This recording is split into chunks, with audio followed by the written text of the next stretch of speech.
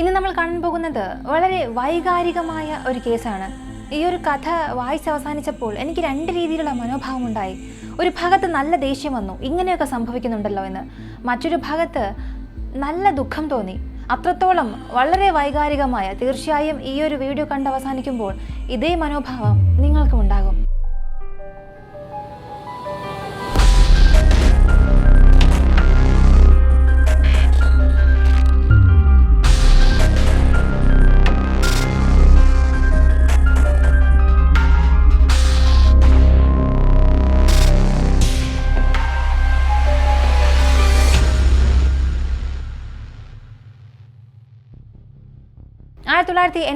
വർഷം US-ലുള്ള south Karolina സ്റ്റേറ്റിൽ 18 വയസ്സുള്ള സൂസൻ എന്ന പെൺകുട്ടി സ്കൂൾ വിദ്യാഭ്യാസം അവസാനിപ്പിച്ചിട്ട് ഒരു സൂപ്പർ മാർക്കറ്റിൽ ജോലി ചെയ്യുകയാണ്. എപ്പോഴും അവൾക്ക് ചിരിക്കുന്ന മുഖമായിരിക്കും, കാണാനും വളരെ സുന്ദരി. അവളെ അറിയാത്തവരായി ആരും തന്നെ കാണില്ല. വരുന്ന കസ്റ്റമറോടൊക്കെ നല്ലൊരു റിലേഷൻഷിപ്പ് മെയിൻറ്റെയിൻ ചെയ്യും. അങ്ങനെ ആ സൂപ്പർ മാർക്കറ്റിൽ ജോലി ചെയ്തുകൊണ്ടിരിക്കുമ്പോൾ അവളുടെ കൂടെ സ്കൂളിൽ പഠിച്ച ഡേവിഡ് എന്ന കുട്ടിയും അതേ സൂപ്പർ മാർക്കറ്റിൽ ജോലി ചെയ്യുകയായിരുന്നു. രണ്ടുപേരും നല്ല സുഹൃത്തുക്കളായിരുന്നു. ഇങ്ങനെ ആ ഒരു സൂപ്പർ മാർക്കറ്റിൽ കല്യാണം കഴിഞ്ഞ ഒരു വ്യക്തി ഇടയ്ക്കിടയ്ക്ക് വന്നു പോകുമായിരുന്നു. അയാളുമായി സൂസന് ഒരു ബന്ധമുണ്ടാകുന്നു. ഈ ഒരു പ്രണയം ദിവസം തോറും കൂടി വരാൻ തുടങ്ങി. ഇതൊരു ദിവസം അയാളുടെ ഭാര്യ അറിയുകയും വലിയ പ്രശ്നമാവുകയും ഇവ രണ്ടുപേരും പിരിയുകയും ചെയ്തു. എന്നാൽ ആ ഒരു സമയത്ത് സൂസൻ ആ ഒരു വ്യക്തി കാരണം ഗർഭിണിയായിരുന്നു. എന്നാൽ ഇപ്പോൾ വേർപിരിഞ്ഞു എന്നതുകൊണ്ട് തന്നെ അവൾ അബോർഷൻ ചെയ്തു. പക്ഷെ വല്ലാത്തൊരു മാനസിക സമ്മർദ്ദത്തിലായിരുന്നു. ആത്മഹത്യക്ക് പോലും ശ്രമിച്ചു. ഈ ഒരു സമയത്ത് അവളുടെ സുഹൃത്തായിരുന്ന ആ ഒരു ഡേവിഡ് ആയിരുന്നു അവൾക്ക് ഏറ്റവും വലിയൊരു സഹായമായിരുന്നത്. അവളെ ആ ഒരു സമ്മർദ്ദത്തിൽ നിന്നും പുറത്തേക്ക് കൊണ്ടുവരാൻ അവളെ ഒരുപാട് സഹായിച്ചു. അതുകൊണ്ട് ഡേവിഡിനോട് സൂസൻ ഒരു പ്രണയമുണ്ടായി. രണ്ടുപേരും ഡേറ്റ് ചെയ്യാൻ തുടങ്ങി, പ്രണയിക്കാനും തുടങ്ങി. ഒരു ഘട്ടത്തിൽ വിവാഹം കഴിക്കാനും തീരുമാനിക്കുന്നു. സൂസൻ ഡേവിഡിനെ വിവാഹം ചെയ്യാമെന്ന് പ്ലാൻ ചെയ്യുമ്പോഴാണ് മനസ്സിലായത് അവൻ കാരണം സൂസൻ ഗർഭിണിയാണെന്ന്. ഇത് ഡേവിഡിന്റെ വീട്ടിൽ പറഞ്ഞ് കല്യാണം കഴിക്കാം എന്ന് തീരുമാനിച്ചു പോകുമ്പോഴാണ് പ്രതീക്ഷിക്കാത്തൊരു സംഭവം നടന്നത്. ഡേവിഡിന്റെ സഹോദരൻ ഒരു അപകടത്തിൽ മരിക്കുന്നു. അവരുടെ വീട് മുഴുവനും വല്ലാത്ത ദുഃഖത്തിൽ. ഈ ഒരു സാഹചര്യത്തിൽ വിവാഹം എങ്ങനെ ആർഭാടമായി നടത്തും എന്ന് കരുതിയിട്ട് വളരെ സിമ്പിളായി ഒരു പള്ളിയിൽ വെച്ച് ആ വിവാഹം നടക്കുന്നു. അങ്ങനെ ഒരു കുടുംബജീവിതത്തിലേക്ക് ഇവർ രണ്ടുപേരും വരുന്നു. ഒരു കുഞ്ഞും ജനിക്കുന്നു. ജീവിതം നല്ല രീതിയിൽ പോയിക്കൊണ്ടിരിക്കുന്നു. ഈ സൂസന്റെ കുട്ടിക്കാലം എങ്ങനെയായിരുന്നു എന്ന് ചോദിച്ചാൽ വളരെ മോശമായിരുന്നു. അവൾക്ക് 6 വയസ്സുള്ളപ്പോൾ അവളുടെ അമ്മയും അച്ഛനും വേർപിരിയുന്നു. ഇതിനുശേഷം അമ്മ മറ്റൊരാളെ വിവാഹം കഴിക്കുന്നു. ആ ഒരു വ്യക്തി ഈ സൂസനെ ചെറിയ പ്രായം മുതലേ ടോർച്ചർ ചെയ്യുമായിരുന്നു. അവൾക്ക് 14 വയസ്സുള്ളപ്പോൾ അവളോട് മോശമായി പെരുമാറാൻ ശ്രമിച്ചു. അതുകൊണ്ടൊക്കെ തന്നെ പലതവണ അവൾ ആത്മഹത്യക്ക് ശ്രമിച്ചു. പലതവണ ആ വീട്ടിൽ നിന്നും ഒളിച്ചോടിയാലോ എന്ന് പോലും ചിന്തിച്ചു. അങ്ങനെ 18 വയസ്സായപ്പോഴാണ് ഇനിയും ഈ വീട്ടിൽ താമസിക്കാൻ പാടില്ല എന്ന് കരുതി അവൾ അവിടെ നിന്നും പുറത്തേക്ക് വരികയും സൂപ്പർ മാർക്കറ്റിൽ ജോലി ചെയ്യാനും തുടങ്ങി. അങ്ങനെ സൂസന്റെ ഈ ഒരു കുട്ടിക്കാലം വളരെ മോശമായിരുന്നു. എങ്കിൽ പോലും ഡേവിഡിനെ വിവാഹം കഴിച്ച് ജീവിതം നന്നായി പോകുന്നു എന്ന് കരുതിയാൽ പോലും വീണ്ടും പ്രതീക്ഷിക്കാത്തൊരു സംഭവം ഉണ്ടായി. ഭാര്യ ഭർത്താക്കന്മാർക്കിടയിൽ പ്രശ്നമുണ്ടായി. രണ്ടുപേരും വേർപിരിയുന്നു. അവർ വേർപിരിഞ്ഞാൽ പോലും ലീഗലായി ഡിവോഴ്സ് അപ്ലൈ ചെയ്തില്ല. വേർപിരിഞ്ഞ് താമസിച്ചു. എങ്കിലും നല്ല സുഹൃത്തുക്കളായി സംസാരിച്ചു. രണ്ടുപേരും ഇടയ്ക്കിടയ്ക്ക് കാണും.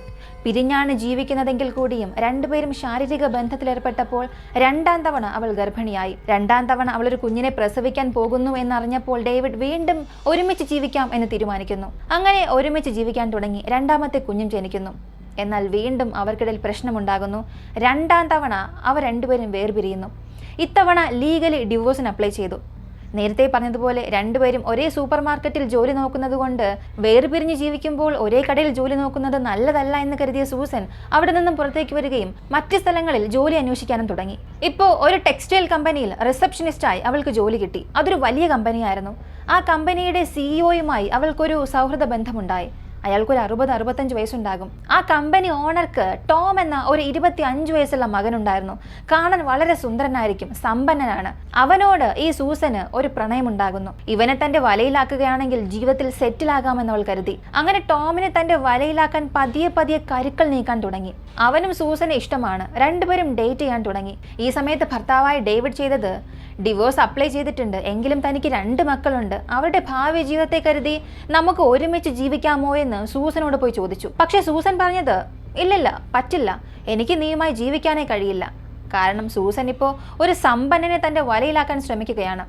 ഇനി നീ എൻ്റെ ജീവിതത്തിൽ വേണ്ട, ഞാൻ മറ്റൊരാളെ വിവാഹം കഴിക്കാൻ പോവുകയാണെന്ന് പറഞ്ഞ് 1994 വർഷം രണ്ടുപേരും ലീഗലി ഡിവോഴ്സ് വാങ്ങുന്നു. ഇപ്പോൾ ഭർത്താവിനെ ഡിവോഴ്സ് ചെയ്തു. ഇനി ടോമിനെ വിവാഹം കഴിച്ച് ഒരു സമ്പന്ന ജീവിതം ജീവിക്കാൻ പോകുന്നു എന്ന് സ്വപ്നം കണ്ടുകൊണ്ടിരിക്കുമ്പോഴാണ് അവൾക്ക് വലിയൊരു ഞെട്ടലുണ്ടായത്. ഒരു ദിവസം ഒരു ലെറ്റർ വന്നു. അത് ടോം അയച്ച ലെറ്റർ ആയിരുന്നു. അതിൽ അവൻ എഴുതിയിരുന്നത്, എനിക്ക് നിന്നെ ഇഷ്ടമാണ്, നീയുമായി ഡേറ്റ് ചെയ്തു, എല്ലാം ഓക്കെ, നിനക്ക് 2 കുഞ്ഞുങ്ങളുണ്ട്, ആ കുഞ്ഞുങ്ങളും നല്ല കുട്ടികളാണ്, ഓക്കെ. പക്ഷേ ഞാൻ നിന്നെ വിവാഹം കഴിച്ച് ആ കുഞ്ഞുങ്ങൾക്ക് അച്ഛനായിരിക്കാൻ ആഗ്രഹിക്കുന്നില്ല. മറ്റൊരാൾക്ക് ജനിച്ച കുഞ്ഞുങ്ങൾക്ക് ഞാൻ അച്ഛനാകാൻ ഒരിക്കലും ആഗ്രഹിക്കുന്നില്ല. എനിക്കും ഇതിനും യാതൊരു ബന്ധവുമില്ല എന്ന് ആ ലെറ്ററിൽ എഴുതിയിരുന്നു. മറ്റൊരു കാര്യം കൂടെ സംഭവിച്ചിരുന്നു. ഒരു ദിവസം ഈ ടോം സൂസനെയും കൊണ്ട് ഒരു പാർട്ടിക്ക് പോയി.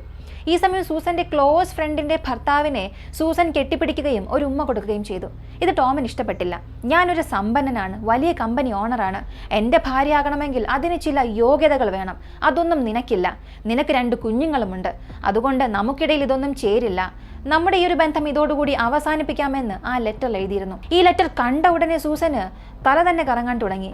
ഇപ്പോഴാണ് ഡേവിഡിന് വേണ്ട എന്ന് പറഞ്ഞത്, ഇതിനിടയിൽ ഇവനും വേണ്ട എന്ന് പറയുന്നു. ഇപ്പോൾ എന്ത് ചെയ്യാം?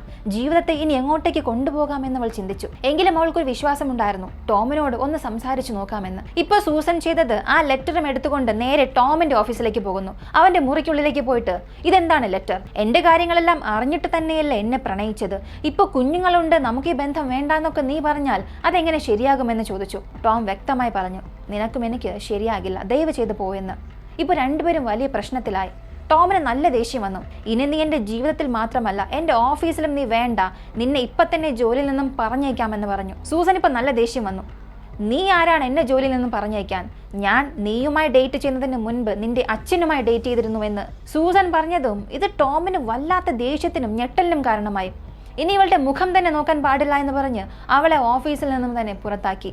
ഒരു ഘട്ടത്തിൽ സൂസൻ ടോമിനെ ഭീഷണിപ്പെടുത്താനും തുടങ്ങി. നീ എന്നെ പ്രണയിച്ചില്ല എന്നുണ്ടെങ്കിൽ നമുക്ക് 2 പേർക്കും ഇടയിലുള്ള ബന്ധം ഞാൻ പുറം ലോകത്തോട് വിളിച്ചു പറയും, നിന്നെ അപമാനിക്കുമെന്ന് പറഞ്ഞു. പക്ഷേ ടോം ഇവൾ പറയുന്നതൊന്നും തന്നെ ചെവി കൊടുത്തില്ല. നിന്റെ ജോലി നോക്കി നീ പോ എന്ന് പറഞ്ഞു. വീട്ടിൽ പോയിരുന്ന് സൂസൻ ഇപ്പോൾ ചിന്തിച്ചു, വെറുതെ അവനോട് ദേഷ്യപ്പെട്ടോ? ഒരല്പം സമാധാനത്തോടെ സംസാരിച്ചിരുന്നെങ്കിൽ അവനെ നമ്മുടെ വഴിയിലാക്കാമായിരുന്നു. വീണ്ടും അവനോട് ചെന്ന് സോഫ്റ്റായി സംസാരിച്ചു. ഞാൻ നിന്നോട് ദേഷ്യത്തിൽ സംസാരിച്ചു, സോറി. എനിക്കും നിന്റെ അച്ഛനും യാതൊരു ബന്ധവുമില്ല എന്ന് അവനെ സമാധാനിപ്പിക്കാൻ ശ്രമിച്ചാലും ഇപ്പോൾ ടോം വേണ്ട വേണ്ട ആ ഒരു വാക്ക് മാത്രം പറഞ്ഞു. എനിക്ക് നിന്നെ വേണ്ട, എൻ്റെ ഓഫീസിൻ്റെ അടുത്തുപോലും നീ വരാൻ പാടില്ല എന്ന് അവൻ വ്യക്തമായി പറഞ്ഞു. സൂസൻ വീട്ടിലേക്ക് വന്ന് പൊട്ടിക്കരയാൻ തുടങ്ങി. ടോം എന്ന ഒരു നിധിയെ താൻ മിസ് ചെയ്തല്ലോ. ഇങ്ങനെ അവൾ വല്ലാത്ത ദുഃഖത്തിലും അമർഷത്തിലുമായിരുന്നു. എങ്ങനെയാണ് അവനെ തൻ്റെ ജീവിതത്തിലേക്ക് കൊണ്ടുവരിക എന്ന് അവൾ ചിന്തിച്ചുകൊണ്ടേയിരുന്നു. ഇപ്പോൾ വീട്ടിൽ 2 കുഞ്ഞുങ്ങളും ഇരുന്ന് കളിക്കുകയാണ്. 3 വയസ്സുള്ള മൈക്കിൾ എന്ന ചെറിയ കുഞ്ഞ്, 1 വയസ്സുള്ള അലക്സ് എന്ന കുഞ്ഞ്. ആ 2 കുഞ്ഞുങ്ങളും വീടിൻ്റെ ഒരു സൈഡിലായി കളിച്ചുകൊണ്ടിരിക്കുകയാണ്. ഇപ്പോൾ സൂസൻ ആ 2 കുഞ്ഞുങ്ങളെയും നോക്കുന്നു. ഒരു പക്ഷേ 2 കുഞ്ഞുങ്ങളും ഉള്ളത് കൊണ്ടാണോ ടോം തന്നെ വേണ്ട എന്ന് പറഞ്ഞത്? ഇങ്ങനെ വളരെ ക്രൂരമായൊരു ചിന്ത തോന്നാൻ തുടങ്ങി. ഇതിനുശേഷം സൂസൻ എന്ത് ചെയ്തു എന്നുള്ളത് നമുക്ക് ചിന്തിച്ചു നോക്കാൻ കഴിയാത്തത്. ഒക്ടോബർ 25, 1994 വർഷം രാത്രി 8 മണിക്ക് സൂസൻ തൻ്റെ 2 മക്കളെയും കാറിൽ കൂട്ടിക്കൊണ്ടു പോകുന്നു. കാറിന് പുറകിൽ കുഞ്ഞുങ്ങളെ ഇരുത്താനായി ഒരു ബേബി സീറ്റ് ഉണ്ടാകും. ആ സീറ്റിൽ 2 കുഞ്ഞുങ്ങളെയും ഇരുത്തി ബെൽറ്റ് വളരെ ടൈറ്റായി കെട്ടി. ആ കുഞ്ഞുങ്ങൾ വിചാരിച്ചാൽ പോലും ആ സീറ്റിൽ നിന്ന് അവരെ കൊണ്ട് പുറത്തു വരാൻ കഴിയില്ല. കാർ ഓടിച്ചു കൊണ്ടുപോകുന്നു. അവരുടെ വീട്ടിൽ നിന്നും ഏകദേശം ഒരു 10-15 മൈൽ ദൂരത്തിൽ ഒരു വലിയ നദിയുണ്ട്. ആ നദിക്കരികിലായി ഒരു കുന്നുപോലുള്ള സ്ഥലമുണ്ട്.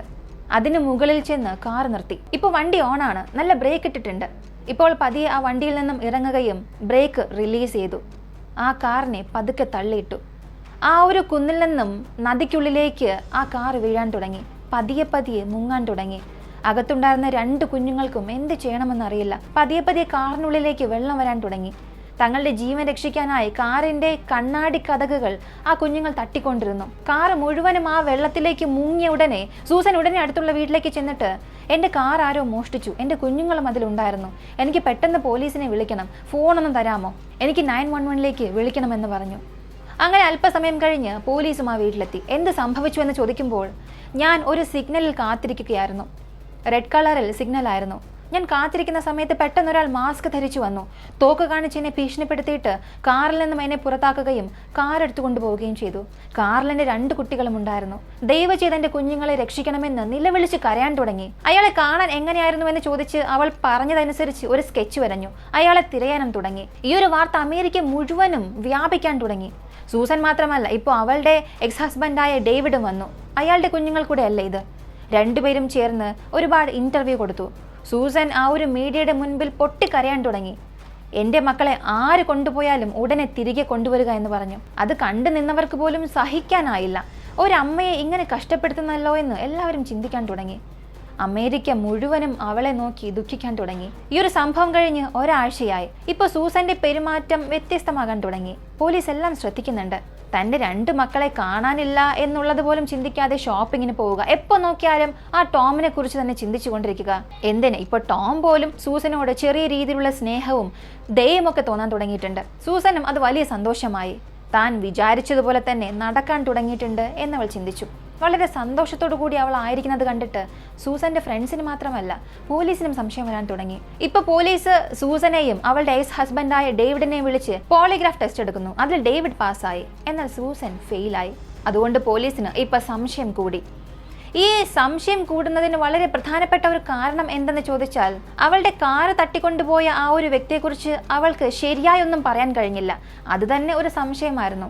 രണ്ടാമത് അവൾ പറഞ്ഞത്, കാർ ഒരു റെഡ് സിഗ്നൽ നിൽക്കുമ്പോഴായിരുന്നു ഒരാൾ വന്ന് തോക്ക് കാണിച്ച് ഭീഷണിപ്പെടുത്തി കാറ് കൊണ്ടുപോയത് എന്ന്. എന്നാൽ ആ സമയത്ത് ചുറ്റും 4 സൈഡും യാതൊരു കാറും ഇല്ലായിരുന്നു എന്നും അവൾ പറഞ്ഞു. എന്നാൽ ഒരു സ്ഥലത്ത് റെഡ് സിഗ്നൽ ആണെങ്കിൽ അതിൻ്റെ എതിർഭാഗത്തോ സൈഡിലോ ഏതെങ്കിലും ഒരു കാറ് വന്നാൽ മാത്രമേ അവിടെ ഒരു റെഡ് സിഗ്നൽ ഓൺ ആവുകയുള്ളൂ. പക്ഷെ ഇവൾ പറയുന്നതനുസരിച്ച് നോക്കിയാൽ റെഡ് സിഗ്നൽ ഓണാണ്, പക്ഷെ ചുറ്റും യാതൊരു കാറും ഇല്ലാത്തതുകൊണ്ട് ഇവൾ പറയുന്നത് കള്ളമാണ് എന്ന് പോലീസിന് മനസ്സിലായി. അവളിൽ സംശയം കൂടാനും തുടങ്ങി. അവളോട് ഓപ്പണായി തന്നെ ചോദിച്ചു, നിന്റെ 2 മക്കളെയും നീ എന്താണ് ചെയ്തത് എന്ന്. എനിക്കും എൻ്റെ കുഞ്ഞുങ്ങളുടെ മിസ്സിക്കിനും യാതൊരു ബന്ധവുമില്ല എന്ന് അവൾ വീണ്ടും വീണ്ടും പറഞ്ഞാൽ കൂടിയും പോലീസ് അവളെ വളരെ വ്യക്തമായി ചോദ്യം ചെയ്യാൻ തുടങ്ങി. അവൾക്കും ഇപ്പോൾ ഭയം വരാൻ തുടങ്ങി. എന്തായാലും പോലീസ് തന്നെ പിടിക്കും എന്ന് മനസ്സിലായ സൂസൻ 1994 നവംബർ മാസം 3-ാം തീയതി താൻ ചെയ്ത എല്ലാ കാര്യങ്ങളും സമ്മതിച്ചു. ഞാനാണ് എൻ്റെ 2 മക്കളെയും കൊന്ന് കാറിന്റെ ബാക്ക് സീറ്റിൽ ഇരുത്തി ആ കാർ നദിയിലേക്ക് തള്ളിയിട്ടു എന്ന് പറഞ്ഞു. ഇപ്പൊ പോലീസ് ആ നദിയിലേക്ക് ഡൈവേഴ്സിനെ ഉപയോഗിച്ച് കാറ് കണ്ടുപിടിക്കുകയും അത് പുറത്തേക്ക് കൊണ്ടുവരികയും ചെയ്തു. കാറിന്റെ പുറകുവശത്ത് ബാക്ക് സീറ്റിൽ മരിച്ച കുഞ്ഞുങ്ങളുടെ ശരീരം. അത് കാണാൻ ഒന്ന് ചിന്തിച്ചു നോക്കുക. 3 വയസ്സുള്ള കുഞ്ഞ്, 1 വയസ്സുള്ള കുഞ്ഞ്. അവരെ കൊണ്ട് ആ സീറ്റ് ബെൽറ്റ് ഊരി പുറത്തേക്ക് വരാനോ രക്ഷപ്പെടാനോ സാധിക്കില്ല. ആ 2 കുഞ്ഞുങ്ങളും കാറിന്റെ കണ്ണാടി ഗ്ലാസ് തട്ടിക്കൊണ്ടിരുന്നു. അവരുടെ കൈകൾ ആ കണ്ണാടി ഗ്ലാസ്സിൽ അങ്ങനെ ഒട്ടിയിരിക്കുകയായിരുന്നു. അവസാനം അവരുടെ ശരീരം കിട്ടിയപ്പോൾ കാണാൻ അങ്ങനെയായിരുന്നു എന്ന് അവിടെ ഉണ്ടായിരുന്ന ദൃക്സാക്ഷികൾ പറഞ്ഞു. ആ കാറിന്റെ മുൻവശത്ത് നിന്ന് CO ടോം എഴുതിയ ലെറ്ററും കണ്ടെത്തി.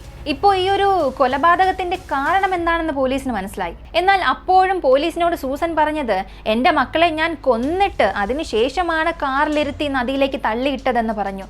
പക്ഷേ പോസ്റ്റ്മോർട്ടം റിപ്പോർട്ടിൽ ആ കുഞ്ഞുങ്ങളുടെ ശരീരം മുഴുവനും വെള്ളമുണ്ടായിരുന്നു. ശ്വാസകോശത്തിൽ വെള്ളമുണ്ടായിരുന്നു. അതായത് അവർക്ക് ജീവൻ ഉള്ളപ്പോൾ തന്നെയാണ് അവരെ ആ നദിക്കുള്ളിലേക്ക് തള്ളിയിട്ടതെന്ന് മനസ്സിലായി. ഇത് കേട്ടതും ഭർത്താവായ ഡേവിഡിന് വല്ലാത്ത ഞെട്ടലായി, ദുഃഖം തോന്നി. അങ്ങനെ ഒരു കേസ് കോടതിയിലേക്ക് പോവുകയാണ്. അവളുടെ ഡിഫൻസ് ടീം അവളെ രക്ഷിക്കാൻ ശ്രമിച്ചത്, ചെറിയ പ്രായം മുതലേ സൂസന്റെ വളർത്തച്ഛൻ അവളോട് മോശമായി പെരുമാറാൻ ശ്രമിച്ചിട്ടുണ്ട്. അവൾക്ക് മാനസികമായി ഒരുപാട് പ്രശ്നങ്ങളുണ്ട്, ടെമ്പററി ഇൻസാനിറ്റി. അവളുടെ സ്വബോധമില്ലാതെയാണ് ഇത് ചെയ്തത് എന്ന് അവളെ രക്ഷിക്കാൻ എത്രയൊക്കെയോ ശ്രമിച്ചു. എന്നാൽ ഇത് വിശ്വസിക്കാൻ ആരും തയ്യാറായില്ല. ഇതിൽ വളരെ വ്യത്യസ്തമായ കാര്യം എന്തെന്ന് ചോദിച്ചാൽ, ഈ സൂസന്റെ വളർത്തച്ഛനാണ് അവളുടെ ഈ കേസിന് വേണ്ടിയിട്ടുള്ള എല്ലാ കാര്യങ്ങളും പണം ചിലവാക്കുകയും ചെയ്തത്. ഒരുപക്ഷെ താൻ പണ്ട് ചെയ്ത പാപത്തിന് പരിഹാരം തേടുകയാണോ എന്നറിയില്ല. ഇങ്ങനെ ഇവളുടെ സ്വാർത്ഥതയ്ക്ക് വേണ്ടിയും സ്വന്തം ലാഭത്തിനു വേണ്ടിയും ടോം എന്നയാളുമായി ജീവിക്കണം എന്നതിനു വേണ്ടിയും ഇതിന് തൻ്റെ മക്കൾ ഒരു തടസ്സമാണ് എന്നറിഞ്ഞതുകൊണ്ടാണ് ആ 2 മക്കളെയും കൊന്നത്. ഇവൾ ചെയ്തത് തെറ്റ് തന്നെയാണ്, ഇവളൊരു കുറ്റക്കാരിയാണെന്ന് വിധി വരികയും 30 വർഷത്തെ ജയിൽ ശിക്ഷ കൊടുക്കുകയും ചെയ്തു. അതായത് 2024 വർഷം, ഈ വർഷം ഇവൾ ജയിലിൽ നിന്നും പരോളിൽ പുറത്തു വരാനുള്ള സാധ്യതയുണ്ട്. സൂസൻ ജയിലിൽ പോയതിനു ശേഷം ഡേവിഡ് മറ്റൊരാളെ പ്രണയിച്ച് വിവാഹം കഴിക്കുന്നു. എന്നാൽ പല വർഷമായിട്ടും മറ്റൊരു കുഞ്ഞിനെ കുറിച്ച് അയാൾ ചിന്തിച്ചതേയില്ല. അയാൾക്ക് ഭയമായിരുന്നു. ഇത് നാളെ ഒരു കുഞ്ഞ് ജനിച്ചാൽ ആ കുഞ്ഞിനും ഇങ്ങനൊരു സംഭവം ഉണ്ടാകുമോ എന്ന് കരുതി പല വർഷം ഭയന്നുകൊണ്ട് കുഞ്ഞിനെക്കുറിച്ച് ചിന്തിച്ചില്ല. എന്നാൽ ഒരു ഘട്ടത്തിൽ ഒരു പെൺകുഞ്ഞ് ജനിച്ചു. ഇപ്പോൾ തൻ്റെ കുടുംബവുമായി വളരെ സന്തോഷകരമായി ജീവിക്കുന്നു. ഈ ഘട്ടത്തിൽ സൂസൻ എന്താണ് ചെയ്യുന്നതെന്ന് നോക്കിയാൽ 2024 വർഷം പരോൾ കിട്ടാൻ സാധ്യതയുണ്ട്. എന്നാൽ അവൾ ആ ജയിലിൽ 30 വർഷം എങ്ങനെ ജീവിച്ചു എന്നത് നോക്കി അവൾക്കൊരിക്കലും പരോൾ കിട്ടാനുള്ള സാധ്യതയെ ഇല്ല എന്നും പറയുന്നുണ്ട്. അങ്ങനെ സൂസൻ ജയിലിൽ എന്ത് ചെയ്തു എന്ന് ചോദിച്ചാൽ, അവൾക്കൊരു 28 വയസ്സുള്ളപ്പോൾ ജയിലിൽ പോയി. അപ്പോൾ ജയിലിൽ ഒരു സെക്യൂരിറ്റി ഗാർഡായി 50 വയസ്സുള്ള ഒരു വ്യക്തി നിന്നിരുന്നു. അയാളുമായി ശാരീരിക ബന്ധത്തിലേർപ്പെട്ടു. ആ ഒരു കാരണം കൊണ്ട്, ജയിലിലെ നിയമങ്ങൾ മറികടന്നതുകൊണ്ട്, ലംഘിച്ചതുകൊണ്ട് ആ ഒരു ബ്ലാക്ക് മാർക്ക് അവളുടെ പേരിൽ വീണ്ടും വന്നു. ആ ഒരു സെക്യൂരിറ്റി ഗാർഡിന് ഏകദേശം ഒരു 5 വർഷത്തെ ജയിൽ ശിക്ഷ കൊടുത്തു. ഇതുകൂടാതെ ജയിലിൽ ഒരുപാട് മയക്കുമരുന്ന് ഉപയോഗിക്കുക, പലരുമായി ശാരീരിക ബന്ധത്തിൽ ഏർപ്പെടുക, ഇങ്ങനെ ജയിലിന്റെ നിയമങ്ങൾ ലംഘിച്ച് ഒരുപാട് തവണ പ്രവർത്തിച്ചതുകൊണ്ട് അവൾക്ക് പരോള് ലഭിക്കാൻ സാധ്യത കുറവാണെന്നും പറയുന്നു. ഇപ്പോൾ സൂസൻ എന്ത് ചെയ്യുന്നുവെന്ന് ചോദിച്ചാൽ, വിവാഹം കഴിഞ്ഞ ഒരു വ്യക്തി ഇവളുടെ ഈ ഒരു ന്യൂസ് വാർത്തയിൽ കണ്ടിട്ട് ഇവളെ കോൺടാക്ട് ചെയ്യാൻ ശ്രമിച്ചു. കോൺടാക്ട് ചെയ്തു എന്നറിയില്ല, പക്ഷേ ഇവർ രണ്ടുപേരും ഇപ്പോൾ പ്രണയിക്കുകയാണെന്നാണ് വാർത്ത. വിവാഹം കഴിഞ്ഞ ഒരാളുമായി, അയാൾക്കിപ്പോൾ ഡിവോഴ്സായി, രണ്ടുപേരും ലെറ്ററുകൾ അയച്ചും ഫോൺ വിളിച്ചും സംസാരിക്കുന്നതായൊക്കെ പറയുന്നുണ്ട്. ഇതിന് എത്രത്തോളം സത്യമുണ്ടെന്നറിയില്ല. എന്നാൽ ഈ ക്രൂരയായ സ്ത്രീക്ക് പരോൾ കിട്ടാതിരിക്കുന്നത് തന്നെ നല്ലതെന്നാണ് തോന്നുന്നത്. നിങ്ങളുടെ സ്വാർത്ഥതയ്ക്ക് വേണ്ടിയും നിങ്ങളുടെ സ്വന്തം ലാഭത്തിന് വേണ്ടിയും ജീവിക്കണം എന്നതാണ് ആഗ്രഹമെന്നുണ്ടെങ്കിൽ എന്തിന് വിവാഹം കഴിക്കണം? ശരി, വിവാഹം കഴിച്ചാലും എന്തിന് കുഞ്ഞുങ്ങൾക്ക് ജന്മം നൽകണം? ശരി, അങ്ങനെ നിങ്ങളുടെ വഴിക്ക് നിങ്ങൾക്ക് ജീവിക്കണമെന്നുണ്ടെങ്കിൽ എന്തിനാ കുഞ്ഞുങ്ങളെ കൊല്ലണം? അവരെ ജീവിക്കാൻ അനുവദിച്ചുകൂടെ? ടോമുമായി ജീവിക്കണമെന്നുണ്ടെങ്കിൽ ആ കുഞ്ഞുങ്ങൾ അനാഥാലയത്തിലാക്കിയിരിക്കാം, അല്ലെങ്കിൽ ഡേവിഡിനെ ഏൽപ്പിക്കാം. എന്തിന് കുഞ്ഞിനെ കൊല്ലണം? ദയവ് ചെയ്ത് ഒറ്റയ്ക്ക് ജീവിക്കണം, സന്തോഷമായി ജീവിക്കണം, ആർഭാടമായി ജീവിക്കണം എന്നൊക്കെ താല്പര്യമുള്ളവർ ദയവ് ചെയ്ത് വിവാഹം കഴിക്കാതിരിക്കുക. വിവാഹം കഴിച്ചാലും കുഞ്ഞുങ്ങൾക്ക് ജന്മം നൽകാതിരിക്കുക. അങ്ങനെ കുഞ്ഞുങ്ങൾക്ക് ജന്മം നൽകിയാൽ പോലും ആ കുഞ്ഞുങ്ങളെ കൊല്ലുന്ന അധികാരം, അവകാശം ആർക്കും തന്നെ ഇല്ല. നിങ്ങൾക്ക് ഇഷ്ടമുള്ളതുപോലെ നിങ്ങൾ ജീവിക്കുക, പക്ഷെ മറ്റുള്ളവരെ വേദനിപ്പിച്ച് ജീവിക്കാതിരിക്കുക. ഈ ഒരു വീഡിയോയെ കുറിച്ചുള്ള നിങ്ങളുടെ അഭിപ്രായം എന്താണെന്നുള്ളത് കമന്റിൽ പറയുക. വീഡിയോ ഇഷ്ടമായ ലൈക്ക് ചെയ്യുക, ഷെയർ ചെയ്യുക. നമ്മുടെ ചാനൽ ആദ്യമായി കാണുന്നവരാണെങ്കിൽ മറക്കാതെ സബ്സ്ക്രൈബ് ചെയ്ത് സപ്പോർട്ട് ചെയ്യുക.